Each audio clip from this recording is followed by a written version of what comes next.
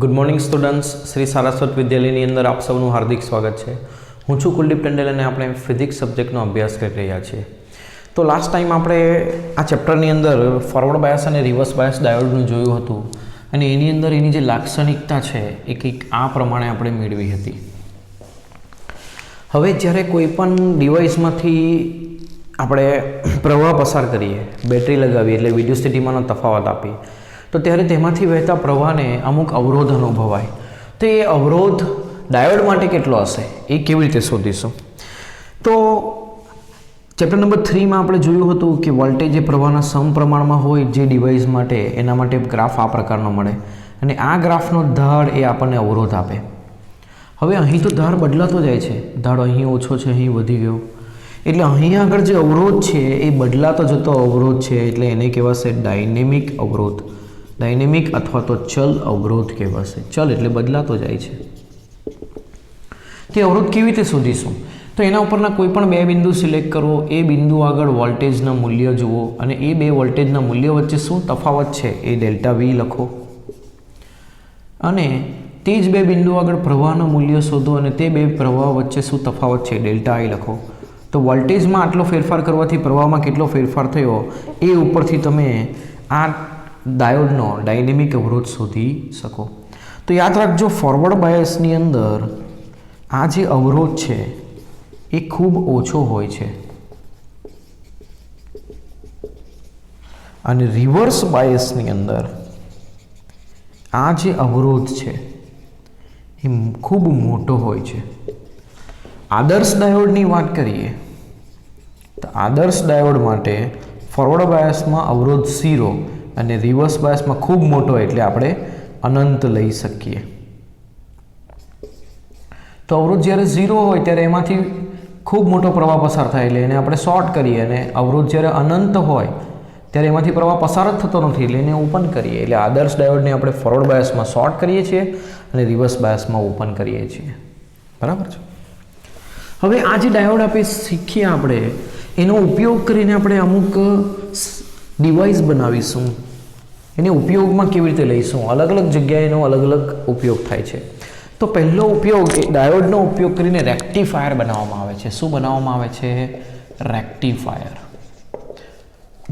તો chapter number 3માં આપણે જે વોલ્ટેજ જોયા એ આ પ્રમાણે હતા, સમય સાથે બદલાતા જ નહોતા. 5 વોલ્ટની બેટરી હોય તો 5 વોલ્ટ કન્ટિન્યુ. અને 7મા ચેપ્ટરમાં આપણે જોયું કે એસી વોલ્ટેજ, આને કહેવાય ડીસી ડાયરેક્ટ કરંટ, અને આને કહેવાય એસી ઓલ્ટરનેટિંગ કરંટ, જે સમય સાથે બદલાય છે. બરાબર. તો તમે જુઓ, ઘરમાં જે પ્લગમાંથી વિદ્યુત પ્રવાહ તમને મળે છે એ એસી મળે છે. કેવો મળે છે? એસી. તો તમારે જો એને ડીસીમાં કન્વર્ટ કરવું હોય તો તેના માટે જે સાધન વપરાય એને કહેવાય રેક્ટિફાયર. એને શું કહેવાય? રેક્ટિફાયર.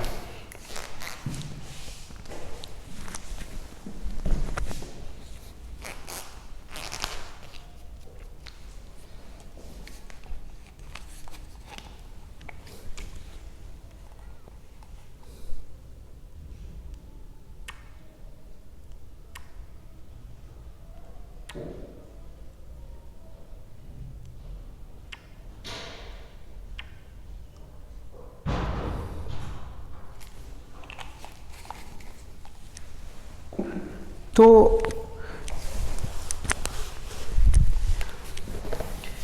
એસીને ડીસીમાં ફેરવવા માટે જે સાધન વપરાશે એને કહેવાશે રેક્ટિફાયર. અને રેક્ટિફાયર બનાવવા માટે આપણે ડાયોડનો ઉપયોગ કરીશું. બરાબર. તો એ કેવી રીતે બનશે? તો જુઓ, તમે મોબાઈલ ચાર્જ કરો છો તો શું લગાવો છો? શું ડાયરેક્ટ બે મોબાઈલના વાયર નાખી દો છો પ્લગમાં? એવું કરતા નથી. તો તમે એક નાનકડું ચાર્જર વાપરો છો. એ ચાર્જર પણ શું છે? રેક્ટિફાયર છે. એની અંદર પણ શું છે? રેક્ટિફાયર, જે તમારે ઘરે આવતા એસી વોલ્ટેજને ડીસીમાં કન્વર્ટ કરશે. કારણ કે મોબાઈલની જે બેટરી છે એ ડીસી છે 5 વોલ્ટની. તો તમારા ઘરે જે એસી વોલ્ટેજ આવે છે, બધાના ઘરે, તમારા ઘરે એવું નહીં, તો જે એસી વોલ્ટેજ આવે છે 230 વોલ્ટ એસી છે, એને આપણે 5 વોલ્ટ, 10 વોલ્ટ, 12 વોલ્ટ આવામાં કન્વર્ટ કરવું હોય તો પહેલાં તો ડીસીમાં કન્વર્ટ કરતાં પહેલાં એનો જે વોલ્ટેજ છે એ ઘટાડવો પડશે. તો વોલ્ટેજને જે ઘટાડે એ સાધનને આપણે કહીએ સ્ટેપ ડાઉન ટ્રાન્સફોર્મર. ને આપણે શું કહીએ? Step down transformer. એટલે અહીંયા તમે એસી વોલ્ટેજ આપ્યા જે 230 વોલ્ટ હતા અને આ સ્ટેપ ડાઉન ટ્રાન્સફોર્મર જે છે એ તમારા એ જ 230 વોલ્ટને કન્વર્ટ કરશે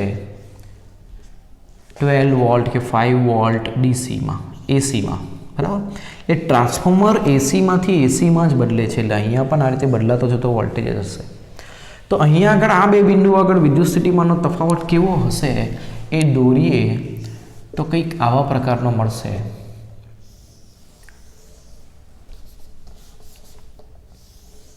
એસી એટલે ઉલટસુલટ બદલાતો જતો પ્રવાહ. વિદ્યુત સ્થિતિમાનનો તફાવત આ રીતે મળશે 12 વોલ્ટ, બરાબર. હવે અહીં આગળ આપણે ફક્ત એક ડાયોડ લગાવશું અને તેની સાથે આઉટપુટ વોલ્ટેજ લેવા માટે એક અવરોધ લગાવશું જેને કહેવાશે લોડ અવરોધ. જ્યાં પણ તમારે વોલ્ટેજ લેવો હોય તો તમે આ રીતે લઈ શકો. એક અવરોધ લગાવો, તેમાંથી આઈ પ્રવાહ વેવડાવો એટલે આઈ ઇન્ટુ આર જેટલો વોલ્ટેજ મળે. એટલે જ્યાં પણ વોલ્ટેજ જોઈતો હોય ત્યાં જરૂરી અવરોધને લોડ અવરોધ કહે છે, એટલે આરએલ વડે દર્શાવ્યું છે. અહીં આપણે લઈશું આઉટપુટ વોલ્ટેજ. તો આઉટપુટ વોલ્ટેજ કેવા મળશે એ સમજો, ધ્યાનપૂર્વક સમજો. હવે અહીંયા આવતો વોલ્ટેજ આ પ્રકારનો છે, એટલે પહેલા ચક્રને ધ્યાનમાં લો તો વોલ્ટેજ પ્લસમાં છે, એટલે અહીંયા વોલ્ટેજ પ્લસમાં છે, પ્લસ છે. તો આ પી સાઈડ પ્લસ સાથે જોડાયેલી છે, એટલે આ ડાયોડ શેમાં થઈ જશે? ફોરવર્ડ બાયસમાં. એટલે આદર્શ હોય તો એને શોર્ટ કરાય. તો શું થશે? તો જ્યારે આ ડાયોડ ફોરવર્ડ બાયસમાં હશે, જ્યારે અહીંયાના વોલ્ટેજ પ્લસ છે ત્યારે ડાયોડ ફોરવર્ડ બાયસમાં છે, ત્યારે આ શોર્ટ થશે, એટલે આ બે છેડા સીધા અહીંયા જોડાઈ ગયા. એટલે અહીંયા જે વોલ્ટેજ છે એ સીધો આપણને અહીંયા આઉટપુટમાં મળશે. અહીંયા આગળ જુઓ તમે આ લાઈન, તો અહીંયા જે પણ વોલ્ટેજ છે આ વોલ્ટેજ એ સીધો આપણને આઉટપુટમાં મળશે. એટલે આઉટપુટમાં વોલ્ટેજ આ પ્રમાણેનો મળશે, આ પ્રમાણેનો આઉટપુટ વોલ્ટેજ મળશે. હવે બીજું ચક્ર આવ્યું નેગેટિવ વોલ્ટેજ, એટલે અહીંયા વોલ્ટેજ સમજો નેગેટિવ થયા. તો આ જે ડાયોડ છે એનું શું થશે? તો પી સાથે એન જોડાય એટલે આ રિવર્સ બાયસમાં આવે, એટલે એને ઓપન કરીએ. ઓપન કરી એટલે અહીંથી કોઈ પ્રવાહ આગળ વધતો નથી, એટલે અહીંયાના વોલ્ટેજ શું મળશે? 0 મળશે અહીંયા સુધી. ફરી પાછું પોઝિટિવ ચક્ર આવ્યું એટલે ફરી પાછું ફોરવર્ડ બાયસ એટલે શોર્ટ કરશું, એટલે ફરી પાછું અહીંયા જે વોલ્ટેજ છે એ જ સીધા આઉટપુટમાં મળશે. એટલે આ જ વોલ્ટેજ આપણને આઉટપુટમાં મળશે. તો આને કહેવાય રેક્ટિફાયર. આમાં શું થયું? પ્લસ વોલ્ટેજ જ છે, પ્લસ માઇનસ ચેન્જ થતા નથી. પ્લસ માઇનસ થતા હોય તો એસી કહીએ, પણ ફક્ત પ્લસ રહે છે એટલે આપણે એને ડીસી કહી શકીએ. તો વોલ્ટેજનું એસીમાંથી ડીસીમાં રૂપાંતર કરતા સાધનને કહેવાય રેક્ટિફાયર. અને આ રેક્ટિફાયરની અંદર શું થયું? તો કે આ પૂર્ણ ચક્ર હતું અહીંથી અહીં, એમાંથી અર્ધ ચક્ર આ પૂર્ણ તરંગમાંથી અડધા જ તરંગ આપણને આઉટપુટમાં મળ્યા, જેથી આને કહેવાય અર્ધ તરંગ રેક્ટિફાયર. એને શું કહેવાય? અર્ધ તરંગ રેક્ટિફાયર. સમજાયું? ચાલો નેક્સ્ટ ટોપિક કરીએ. નેક્સ્ટ ટોપિક છે પૂર્ણ તરંગ રેક્ટિફાયર. નેક્સ્ટ ટોપિક શું છે? પૂર્ણ તરંગ રેક્ટિફાયર. તો પૂર્ણ તરંગ રેક્ટિફાયરના અહીં આગળ ટ્રાન્સફોર્મર જે છે એ થોડું ડિફરન્ટ વાપરવાનું રહેશે, જે સેન્ટર ટેપ ટ્રાન્સફોર્મર હશે. કયું હશે? Centre tap. સેન્ટર ટેપનો મિનિંગ શું થાય? તો કે અહીંયા 3 આઉટપુટના છેડાઓ હશે. તમે અહીંયા પણ વોલ્ટેજ લઈ શકો, આ બે છેડા વચ્ચેનો છેડો અને ઉપરનો છેડો, અને વચ્ચેનો છેડો અને નીચેનો છેડો, બંને આગળ તમે વોલ્ટેજ લઈ શકો, અને બંને આગળ 12 વોલ્ટ એસી મળશે. પણ કેવું હશે? તો બંનેના પ્રવાહ જે ખરા એની દિશા ઇન્વર્ટ હશે. એટલે ધારો કે અહીંયાનો વોલ્ટેજ V1 કહીએ અને અહીંયાનો વોલ્ટેજ V2 કહીએ, તો V1 જો આ પ્રમાણે મળતો હોય તો આ જે V2 છે એ આ પ્રમાણે મળશે. એટલે જ્યારે આ સાયકલમાં પ્લસ હશે ત્યારે આ સાયકલમાં, આની સાયકલમાં માઇનસ હશે. અને રેક્ટિફાયર બનાવવા માટે અહીં આપણે જોડીશું 2 ડાયોડ.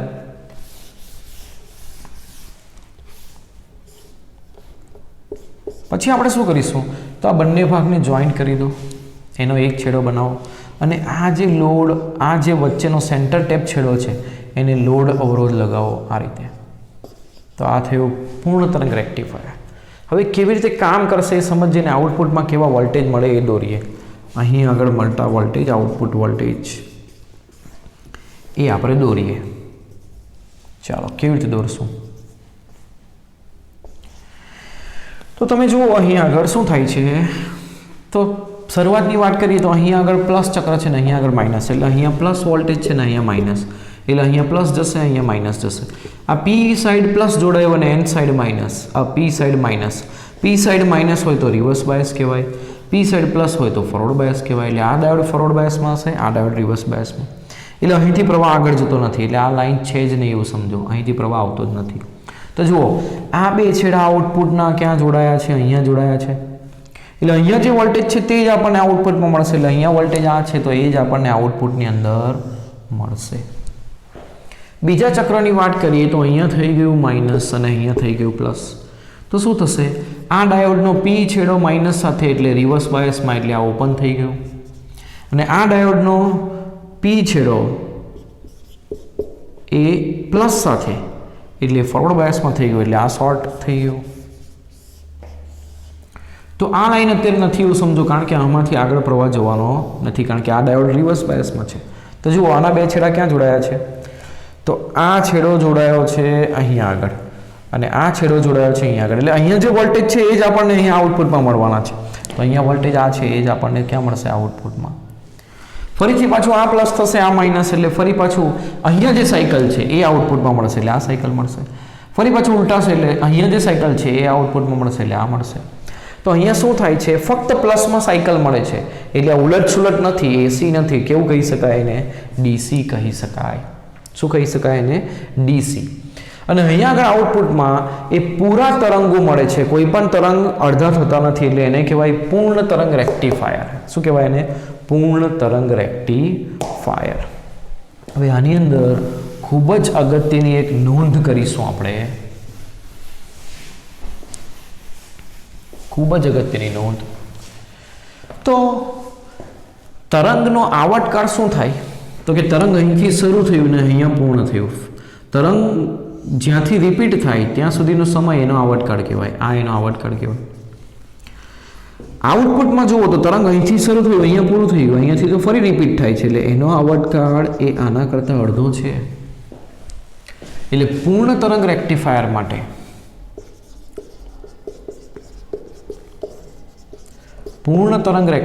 માટે આવર્તકાળ, આઉટપુટનો આવર્તકાળ એ ઇનપુટ કરતાં કેવો છે? અડધો છે. હવે અર્ધ તરંગની વાત કરો તો આ પ્રકારના વોલ્ટેજ મળતા હતા. અહીંયા દોરી દઉં અર્ધ તરંગના વોલ્ટેજ આઉટપુટના. તો એમાં પણ જુઓ સાયકલ અહીંથી શરૂ થઈ ફરીથી રિપીટ ક્યાં થાય છે? અહીંથી થાય છે. એટલે આ જ એનો આવર્તકાળ છે.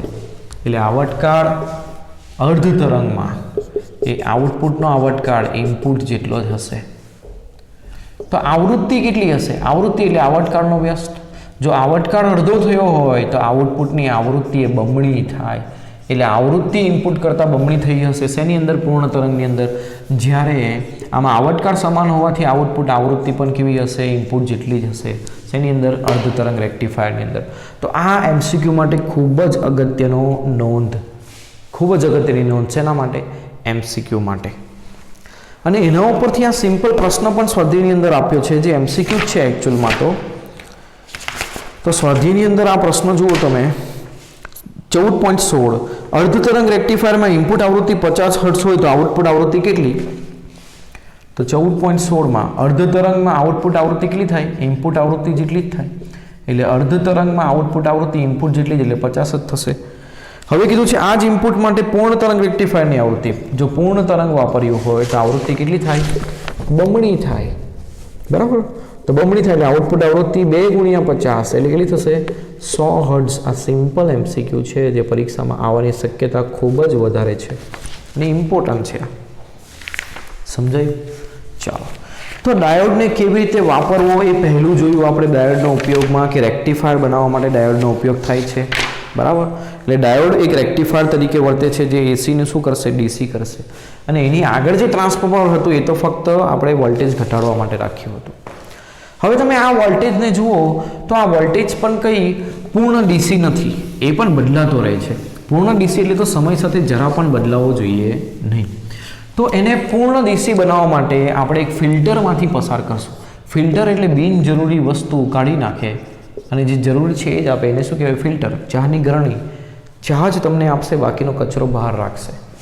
તો આ જે રેક્ટિફાયર છે આખું, અહીંયા જે આકૃતિ આપણે દોરી હતી, એના આઉટપુટ સાથે આપણે એક કેપેસિટર અને એક લોડ અવરોધ લગાવશું.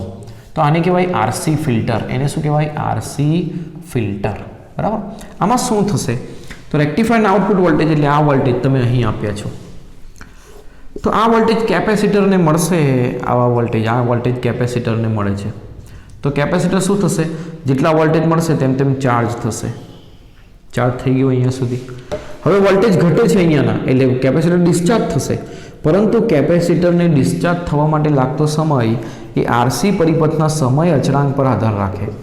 અને સમય અચળાંક આરસી પરિપથનો થાય 1/RC, જે આર અને સીના ગુણાકારના વ્યસ્ત પ્રમાણમાં છે. તો આપણે આ સમય અચળાંકને વધારે બનાવી દઈએ, એટલે એને ડિસ્ચાર્જ થવા માટે લાગતો સમય વધારી દઈએ. જો ડિસ્ચાર્જ થવા માટે લાગતો સમય વધારે હોય એટલે ધીમે ધીમે કેપેસિટર ડિસ્ચાર્જ થશે. ડિસ્ચાર્જ થાય ત્યાં સુધીમાં તો આ બીજી સાયકલ આવી જશે, એટલે ફરીથી ચાર્જ થઈ જશે. ફરીથી ડિસ્ચાર્જ થવા જશે, પણ ફરીથી બીજી સાયકલ આવી જશે, એટલે ફરીથી ચાર્જ થશે.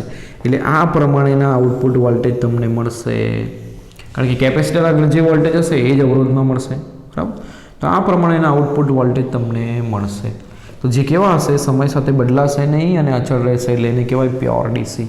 તો આ પ્યોર ડીસીમાં કન્વર્ટ કરવા માટે આપણે રેક્ટિફાયરના આઉટપુટને ફિલ્ટરમાંથી પાસ કરીશું. આ એક સિમ્પલ મેથડ છે.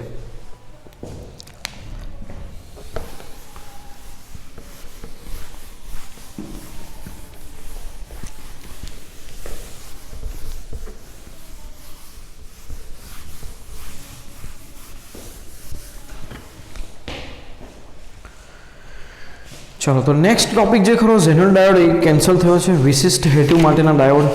હવે એની આગળ આપણે નવો ડાયોડ જોઈએ, opto electronics junction device. Opto શબ્દ એ ઓપ્ટિક્સ પરથી આવ્યો છે, એટલે કે પ્રકાશ. તો પ્રકાશ સાથે જે ડાયોડને કામમાં લેવામાં આવે એવા ડાયોડને ઓપ્ટો ઇલેક્ટ્રોનિક્સ ડાયોડ કહેવાય. તો એમાંનો પહેલો ડાયોડ છે ફોટો ડાયોડ. કયો ડાયોડ છે? Photo diode. Photo diode. તો ફોટો ડાયોડ શું છે? ફોટો એટલે પ્રકાશ, જે પ્રકાશની પરખ કરે એવા ડાયોડને કહેવાય ફોટો ડાયોડ. આ ડાયોડને હંમેશા રિવર્સ બાયસની અંદર વાપરવામાં આવે છે. શેની અંદર વાપરવામાં આવે છે? રિવર્સ બાયસની અંદર. એટલે આ ડાયોડ છે, આ પીએન જંકશન છે, આ પી સાઈડ, એન સાઈડ, પીને જોડીશું એન સાથે અને એનને જોડીશું પી સાથે, તો આ થયું રિવર્સ બાયસ. આ રિવર્સ બાયસમાં લગાવેલા ડાયોડની અંદર શું પ્રક્રિયા થશે? તો અહીંયા એક બારી રાખવામાં આવશે જેમાંથી પ્રકાશ જઈ શકે, અને બારીથી પ્રકાશ એ જંકશનની નજીકના વિસ્તારમાં જ જાય એવું ધ્યાન રાખવામાં આવશે. તો જંકશનની નજીકના વિસ્તારમાં બારીમાંથી પ્રકાશ જશે. તો અહીં બંધમાં રહેલા જે ઇલેક્ટ્રોન હશે એને ઉર્જા મળશે ફોટોનની. કેટલી? hν. જો ઉર્જા મળશે તો એ ફોટોનનું શોષણ કરીને આ ઇલેક્ટ્રોન અહીંથી મુક્ત થશે. ઇલેક્ટ્રોન મુક્ત થાય એટલે ઇલેક્ટ્રોનની જગ્યા ખાલી પડે, એને હોલ કહેવાય. એટલે ઇલેક્ટ્રોન હોલનું જોડકું રચાશે. શું રચાશે? ઇલેક્ટ્રોન હોલનું જોડકું. હવે ડિપ્લેશન સ્તરમાં વિદ્યુત ક્ષેત્ર હોય છે આ તરફની દિશામાં, એન થી પી, જેના કારણે ઋણ વિદ્યુતભાર પર બળ વિદ્યુત ક્ષેત્રની વિરુદ્ધ દિશામાં લાગે. એટલે આ દિશામાં બળ લાગે ઋણ વિદ્યુતભાર પર, અને ધન પર વિદ્યુત ક્ષેત્રની દિશામાં.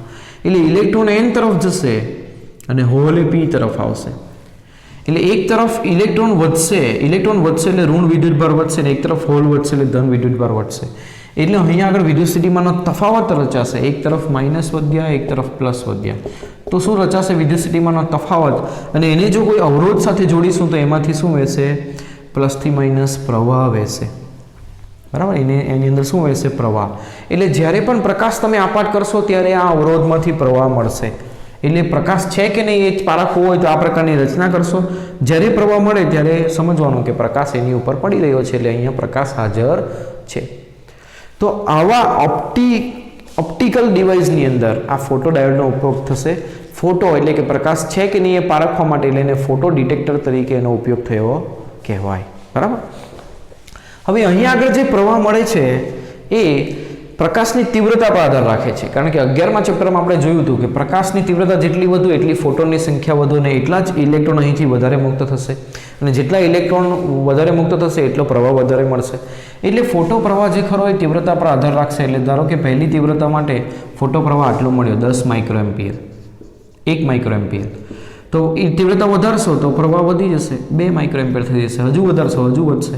એટલે જેમ જેમ તીવ્રતા વધારશો તેમ તેમ રિવર્સ બાયસમાં વહેતો પ્રવાહ વધશે. કોની અંદર? ફોટો ડાયોડની અંદર. તો આ થયો ફોટો ડાયોડ. આ થિયરી પણ આપણે તૈયાર કરવાની રહેશે. નેક્સ્ટ થિયરી આપણે જોઈએ light emitting diode. Next theory કઈ જોઈએ? Light emitting diode.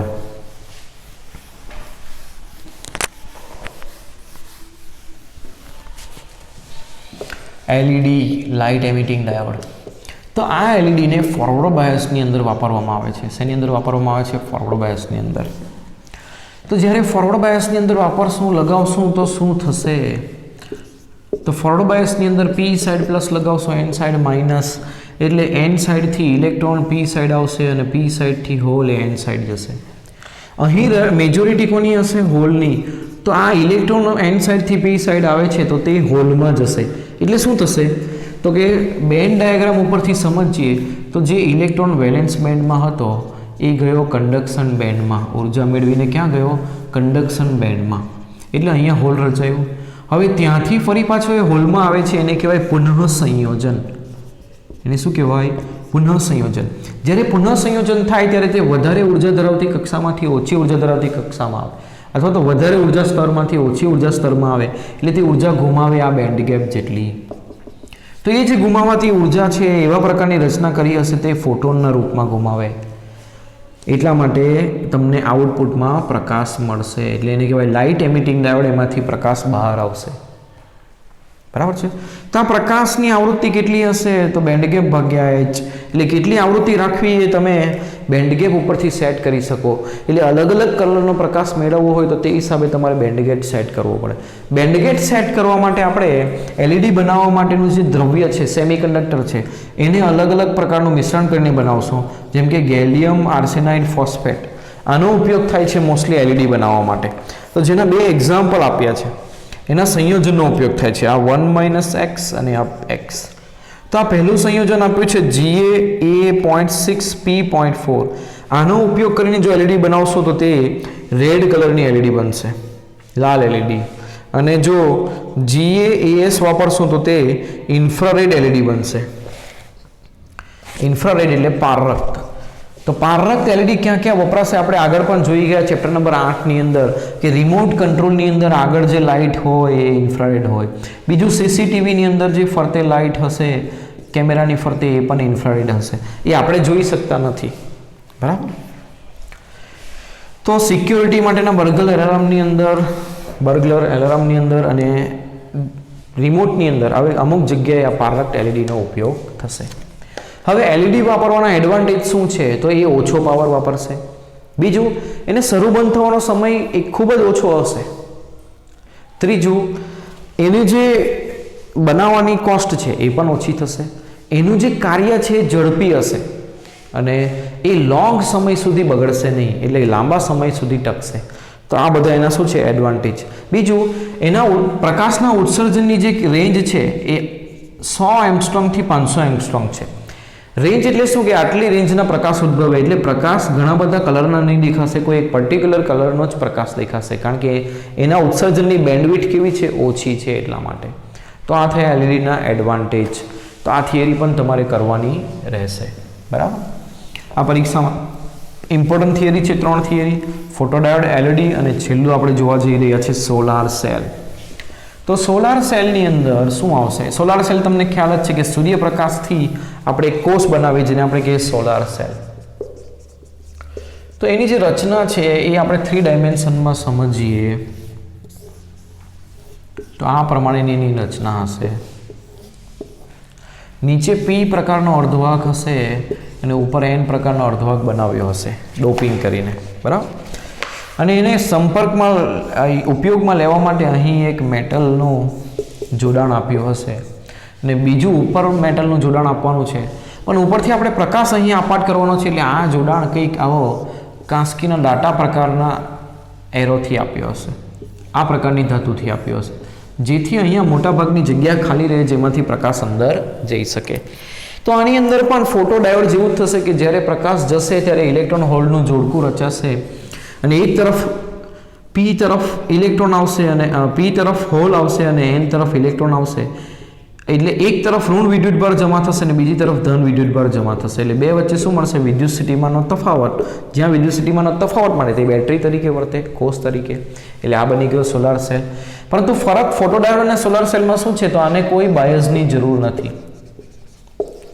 આને ઉપયોગમાં લેવા માટે કોઈ બાયસ આપવાની જરૂર નથી. હવે આની સાથે જો બે છેડા વચ્ચે હું અવરોધ જોડીશ તો પ્લસથી માઇનસ એ પ્રવાહ વહેવા લાગશે.